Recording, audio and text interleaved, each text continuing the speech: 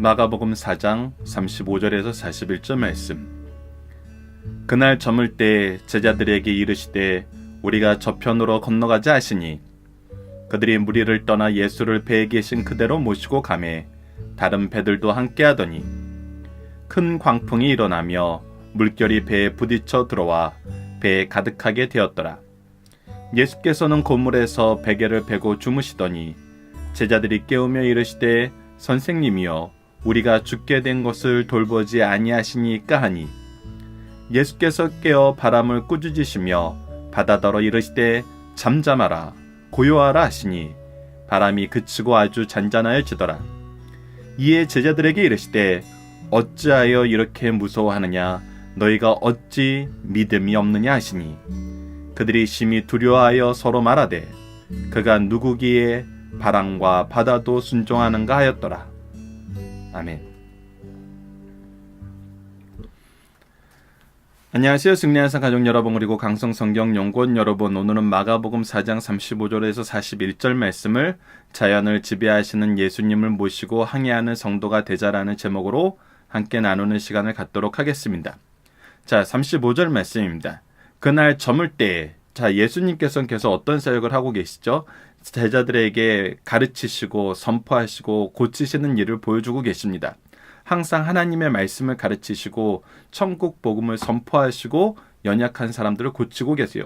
특히 비유의 말씀을 통해서 믿는 자들은 더욱더 큰 은혜를 얻게 하시고 믿지 못하는 자들에게는 그들이 예수님의 말씀을 이해하지 못하는 거로 이 진리에 대해서 방해하는 것을 막고 계십니다. 자, 이러할 때 예수님이 어떤 분이신가를 나타내는 중요한 사건들이 발생하게 됩니다. 자, 그 첫 번째가 바로 오늘 본문 말씀인데, 바로 오늘 본문 말씀을 자연에 대한 예수님의 모습, 자연을 통해서 나타난 예수님의 신성, 그것을 우리에게 보여주고 있습니다. 동시에 예수님의 인성 또한 나타나는 굉장히 중요한 장면 중에 하나입니다.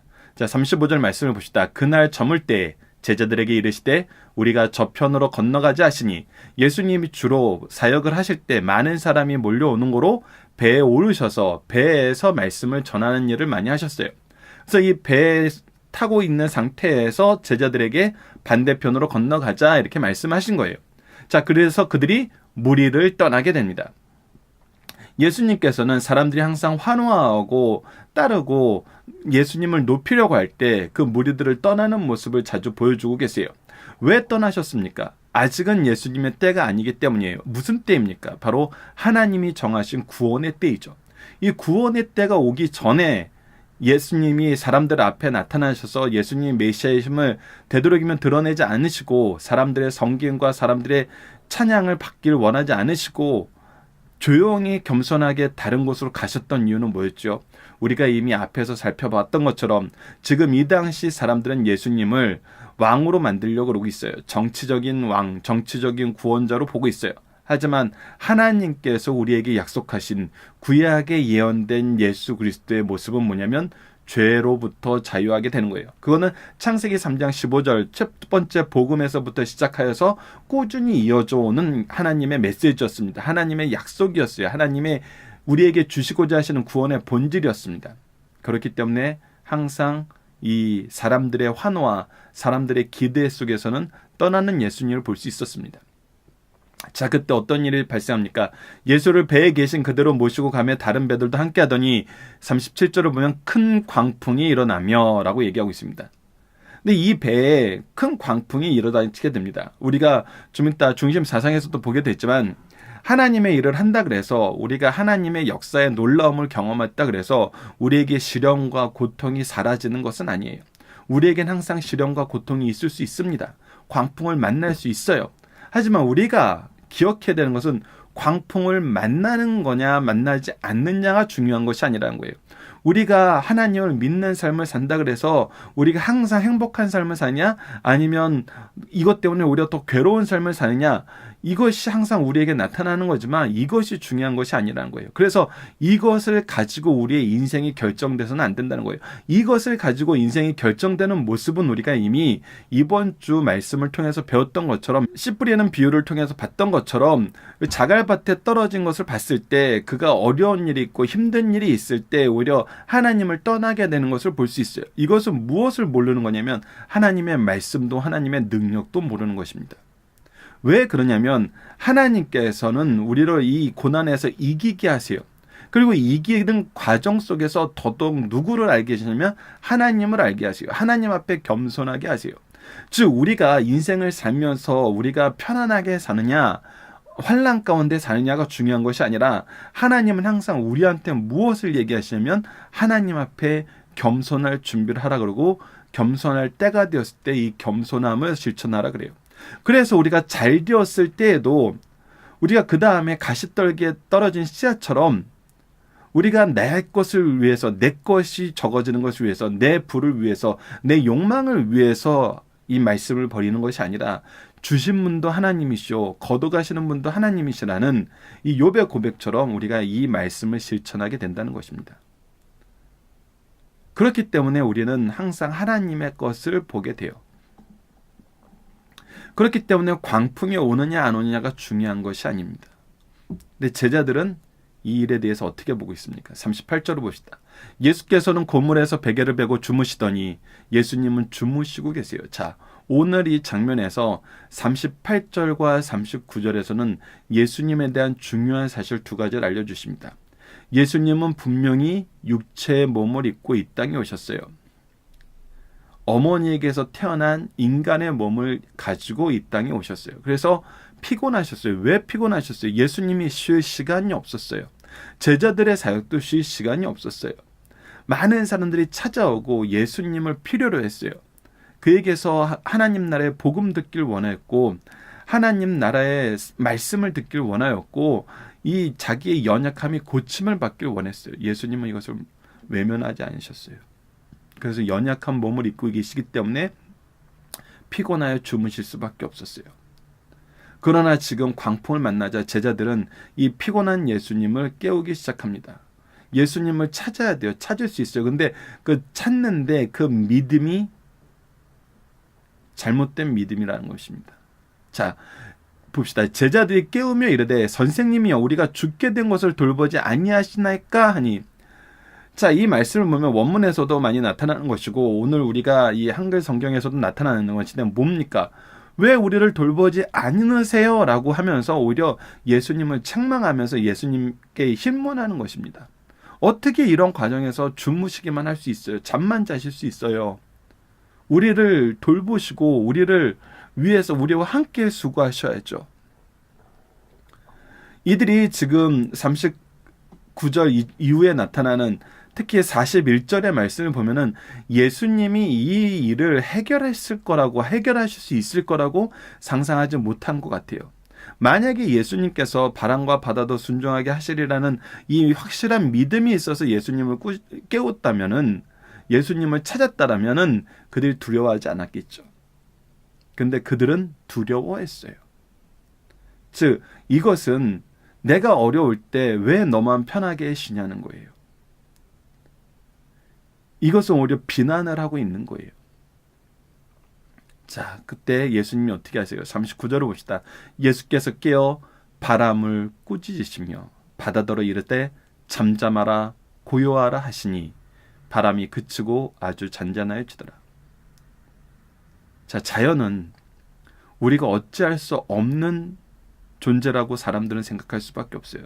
자연 앞에서는 인간은 매우 작잖아요. 특히 재해 앞에서는 인간의 연약함이 너무 여실히 드러나잖아요. 그래서 많은 사람들이 이것을 준비하고 대비하려 그러지 이것을 완전히 피할 수 있을 거라고 생각하지 못해요. 피해를 최소화하는 방법을 강구하는 것도 인간의 한계 안에서는 굉장히 어렵고 힘든 일이에요. 근데 예수님께서는 어떻게 하세요? 이들에게 명령하세요. 오히려 명령도 어떻게 명령하세요? 꾸짖으시며 명령하세요. 근데 어떻게 돼요? 잔잔하여집니다. 잔잔하여집니다. 그들이 예수님의 명령에 순종하세요. 이것은 뭘 보여줍니까? 바로 예수님의 신성을 보여줍니다. 주무시는 것은 인성을 보여주고, 자연을 잠잠하게 하신 것, 바람을 잠잠하게 하신 것, 바람에 대한 주권을 행사하신 것은 바로 예수 그리스도의 신성을 보여주고 있어요. 이것을 통해서 예수님이 참 인간이시면서 참 신이심을 우리가 확인할 수 있습니다. 바로 우리 예수님은 이런 분이시라는 거예요. 자, 이 부분은 우리가 좀 이따가 적용하기 위해서 좀 더 살펴보기로 하고요. 자, 이에 대해서 예수님의 평가입니다. 예수님이 제자들에게 뭐라고 말씀하셨는지 봅시다. 이에 제자들에게 이르시되 어찌하여 이렇게 무서워하느냐? 너희들의 두려움의 근거가 무엇이냐? 자, 두려움의 근거가 무엇입니까? 자연 앞에서 자신의 연약함이라고 볼 수 있죠. 자, 근데 이것에 어떻게 돼요? 이것에 대해서 예수님이 뭐라고 말씀하냐면 왜 믿음이 없느냐라고 해서요. 이 두려움의 근거가 믿음이 없다는 거예요. 내가 자연 앞에서 연약한 건 팩트예요. 사실이에요. 근데 도대체 믿음이 뭘길래 이 분명한 사실을 뒤엎을 수 있는 것이 있냐는 거예요. 자, 이것이 무엇일까요? 이것이 무엇일까요? 자, 오늘 분명하게 보는 것은 예수 그리스도께서 가지고 계신 신성이 발휘되어서 우리에게 이 두려운 것을 사라지게 하셨다는 거예요. 무서운 것을 사라지게 했어요. 그렇다면 이 신성이 우리에게 나타나는 그것이 우리에게 뭐가 있냐는 거예요. 바로 하나님의 말씀이죠. 특히 우리가 항상 구속사라고 얘기하면서 구속사로 조망한 성경 연속 강해라고 우리가 항상 얘기하고 있는데, 이 구속사라는 건 뭐예요? 바로 하나님께서 우리를 구원하시겠다는 구원의 약속의 성취이죠. 그래서 예수님이 어떻게 이 땅에서 사셨냐 했을 때 바로 하나님이 우리에게 주신 구원의 약속 안에서 성경대로 나시고 성경대로 사시고 성경대로 죽으시고 성경대로 장사되시고 성경대로 부활하시고 성경대로 승천하시고 성경대로 다시 오신다고 우리가 작년 마지막 부분의 특강을 통해서 확인할 수 있었습니다. 즉 하나님의 언약은 어떻게 돼요? 반드시 성취돼요. 그 반드시 성취되는 증거로 오신 분이 바로 예수 그리스도세요. 그렇다면 하나님께서는 예수 그리스도를 통해서 무엇을 이루세요? 구원을 이루세요. 하나님의 계획이 꺾일 수 있어요? 자연이 하나님의 계획을 막을 수 있어요? 사탄이 하나님의 계획을 막을 수 있어요? 인간이 하나님의 계획을 막을 수 있어요? 막을 수 없어요. 그렇다면 우리가 이 구원에 대한 믿음이 있었더라면 지금 현재의 위기가 우리에게 위기로 올 수 있을까요? 시련일 수는 있어요. 그러나 이것이 우리를 죽이진 못해요. 왜? 아직 하나님의 때가 오지 않았기 때문에. 즉 우리가 믿음이 없느냐는 것은 어떤 믿음이냐면 하나님의 구원에 대한 믿음이에요. 이 믿음의 역사 안에 우리가 있음을 보지 못하는 거예요. 예수 그리스도의 구원의 역사가 아직 끝나지 않았음을 우리가 성경을 통해 알지 못하는 거예요. 그렇기 때문에 두려운 거예요. 하나님의 구원의 계획을 알고 말씀의 능력과 은혜를 알면은 이 두려워하는 게 사라져요. 왜? 하나님께서 하나님의 뜻 안에서 모든 것을 통치하고 계시기 때문에, 조율하고 계시기 때문에. 그래서 우리가 작년에 요한계시록을 볼 때 어땠어요? 우리에게 환난이 없고 시련이 왔어요. 그러나 그것은 정하신 범위 내에서 정하신 때에만 일어나는 거예요. 우리를 완전히 죽이지 못해요. 우리는 영원한 생명이 약속된 하나님의 백성이고 하나님의 자녀이고 하나님의 교회의 성도들이에요. 예수 그리스도의 신부된 사람들이에요. 이것을 우리는 알아야 돼요. 그랬을 때 두려움이 사라진다는 것입니다. 그런데 반대로 어떻게 돼요? 그들이 오히려 심히 두려워하게 돼요. 심히 두려워해요. 그리고 뭘 몰라요? 그가 누구신지를 몰라요. 자, 이게 아이러니인 것입니다. 그들은 예수님을 옆에서 보고 있어요. 그런데 무엇을 모르기 때문에 예수님이 누구인지 모르고 있어요? 예, 바로 하나님의 말씀, 성경을 모르기 때문이에요. 여러분들 이 부분에 대해서 분명히 드러나는 것이 누가복음 24장이잖아요. 예수님의 부활의 모습을 보고도 제자들은 어때요? 두려워해요. 예수님이 어떻게 하세요? 너희들이 왜 이렇게 두려워하느냐 하시면서 구약의 모든 글, 모세의 글로부터 시작해서 구약의 모든 성경을 통해서 누가 누구 되심을 가르쳐줘요? 예수님께서 메시아 되심을 가르쳐줘요. 그랬을 때 그 두려움이 사라지는 거예요. 우리가 오늘 본문 말씀을 통해서 말씀 중심으로 생활하는 것이 얼마나 중요한지 다시 한번 우리가 볼 수 있습니다. 자, 본문 묵상하기를 봅시다. 제자들은 호수를 건너다가 무엇을 만나나요? 광풍을 만납니다. 광풍을 만나게 돼요. 제자들은 두려움 가운데 무엇을 하나요? 오히려 예수님을 깨우고 예수님에게 좀 따지듯이 묻는 것입니다. 어떻게 이렇게 태평할 수 있냐고. 하지만 구원의 역사가 그들에게 있을 거라는 믿음은 아직 없죠. 자, 예수님은 어떤 일을 행하세요? 여기 이제 39절이 적혀 있지 않네요. 우리가 39절을 보면 예수께서 깨어 바람을 꾸짖으시며 이르시되 잠잠하라 고요하라 하시니 어떻게 돼요? 순종해요. 제자들은 이것을 보고 무엇이라고 해요? 제자들에게 무엇이라고 말씀하세요? 왜 무서워하느냐 그래요? 왜 믿음이 없냐 그래요? 우리가 가져야 될 믿음은 뭐예요? 예수 그리스도가 누구신가 하냐는 믿음이에요. 예수 그리스도가 누구신지는 무엇을 통해서 알 수 있어요? 성경 말씀을 통해서 알 수 있어요. 성경 말씀을 통해서 예수 그리스도께서 누구심을 어떻게 알아요? 바로 하나님의 구원의 연약, 구원의 약속을 성취하실 메시아이심을 알아요. 그 구원의 역사가 아직 이루어지지 않았어요. 그리고 이 구원의 역사를 맡기기 위해서 제자들을 선택하셨어요. 아직 그들의 사명이 끝나지 않았어요. 우리가 이것을 보면 인생이 두렵지 않아요. 예수 그리스도가 누구신지 알고 예수 그리스도께서 우리에게 맡기신 사명이 무엇인지 알면 두렵지 않아요. 우리에겐 반드시 승리가 있기 때문입니다. 자, 중심사상을 보도록 하겠습니다. 오늘 서론적인 부분에 굉장히 중요한 말씀들이 많이 기록되어 있습니다. 예수님께서 이 땅에 육신을 입고 오셔 구속의 성업을 이루실 때 그 모든 과정은 구약의 예언대로 행해졌어요. 예, 구약의 예언대로, 하나님의 약속대로. 이를 본 유대 지도층 인사들은 무엇 하나 구약 성경과 일치하지 않다고 말하거나 당신의 행동이 말씀과 달라라고 말할 수 없었어요. 예수님께서 하시는 일의 진행 과정에서 결과가 선하지 않다고 할 수 없어요. 그러니까 이 일을 하는 근거도 뭐였어요? 하나님의 말씀이었어요. 이 일의 결과도 뭐였어요? 하나님의 능력이었어요.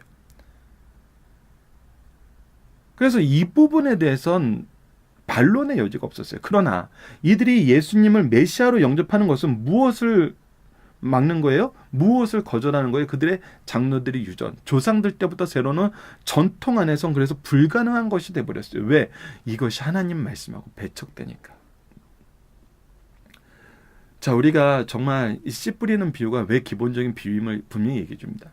그들이 하나님의 은혜 안에서 받은 것을 얻었어요. 근데 이 얻은 것을 지키려고 그들의 법을 만들었는데 그것이 무엇보다 중요해져 버렸어요? 하나님의 말씀보다 중요해져 버렸어요.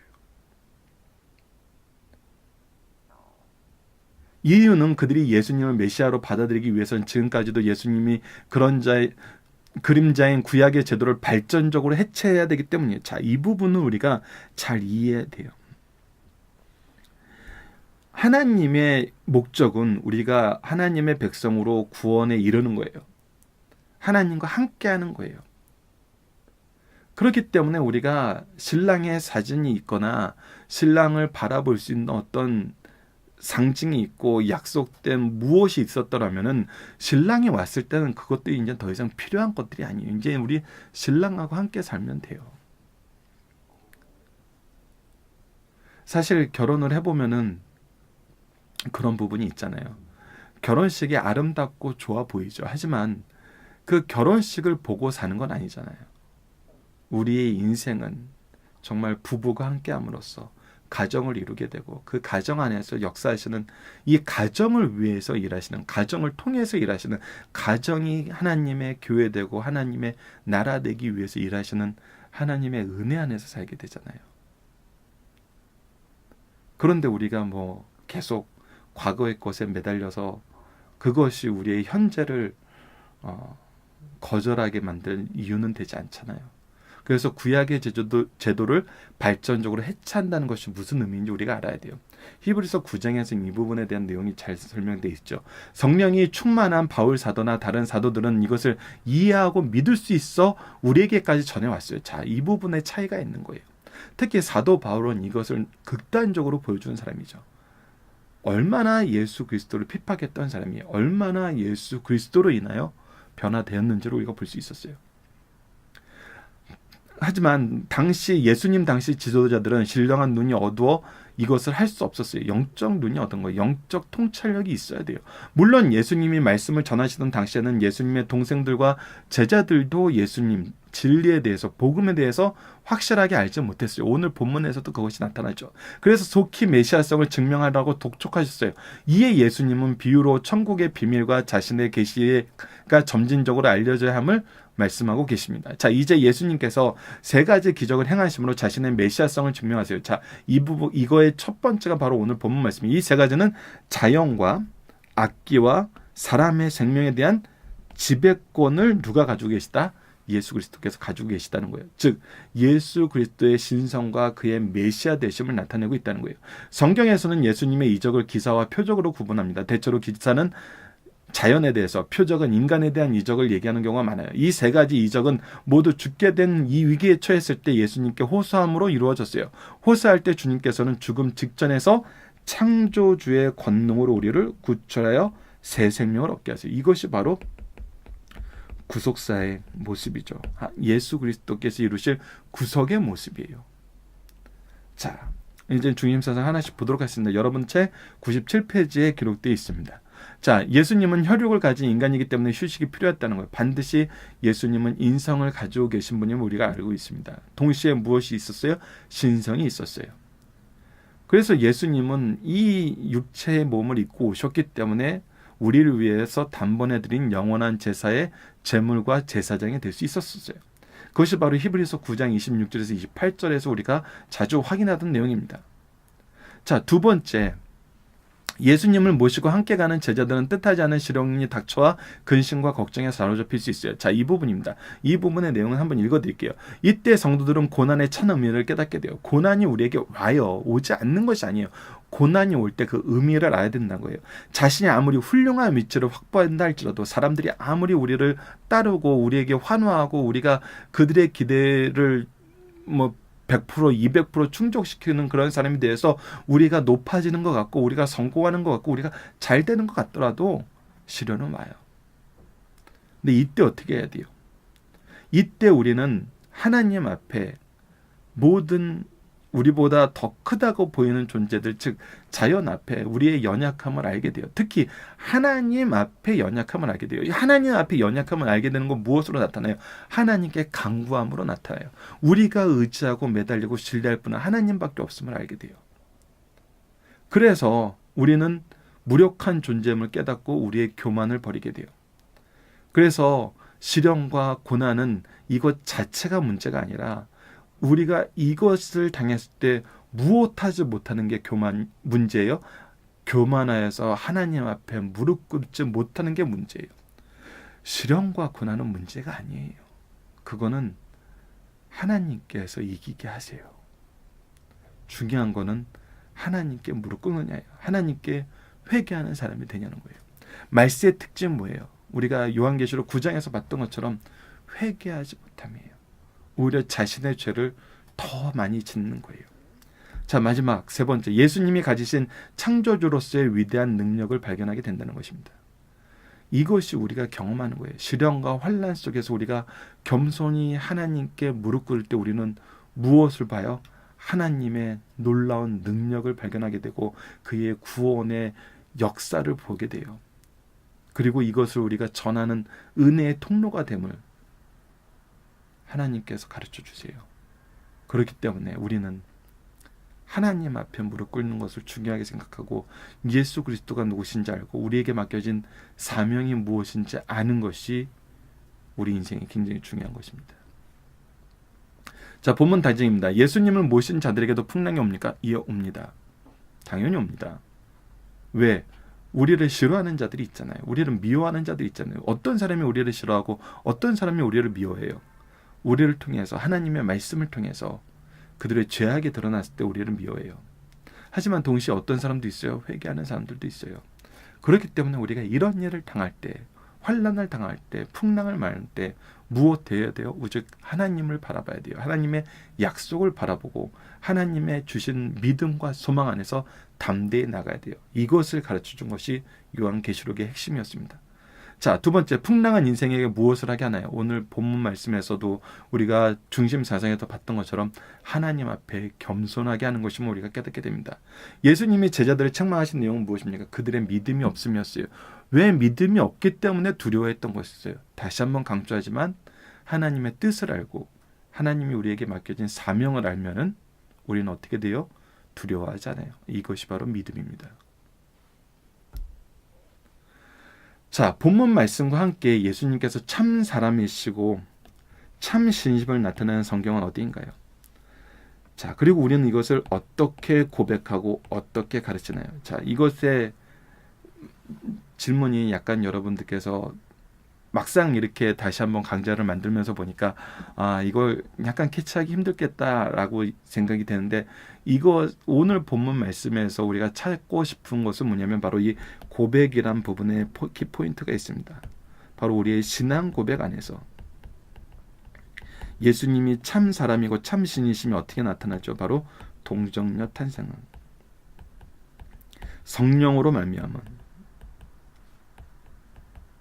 이것이 이루어진 것만이 우리가 히브리서 9장 26절에서 28절에서 보는 것처럼 예수님께서 단번에 영원한 제사를 드릴 수 있는 제물과 제사장이 됨을 우리가 알고 있어요. 바로 이것이 우리의 구원의 필수 요건이에요. 바로 하나님의 공의와 하나님의 사랑을 모두 충족시키는 하나님의 구속사의 핵심이에요. 그래서 우리가 신앙 고백을 할 때 성령으로 말미암은 동정녀 탄생에 대해서 반드시 고백하고 이것이 왜 바른 것임을 이 히브리서 말씀을 통해서 우리의 죄의 본질과 죄의 문제의 해결을 안에서 하나님의 사랑과 공의를 바로 가르칠 수 있어야 돼요. 이것은 우리가 어떤 단답형의 말씀으로 바로 이해시키긴 굉장히 어려워요. 물론 그것을 암기하게 할 수는 있어요. 하지만 이것이 참됨은 성경 전체를 통해서 우리가 확인하면서 항상 보게 돼요.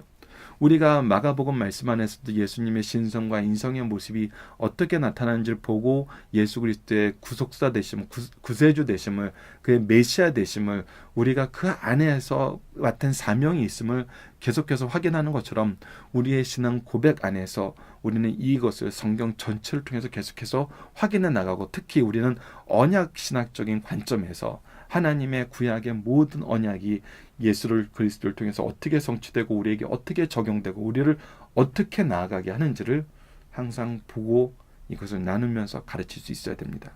그래서 우리 자녀를 어떤 사람으로 키워야 돼요? 구속사의 능력 있는 일꾼으로 양육해야 됩니다.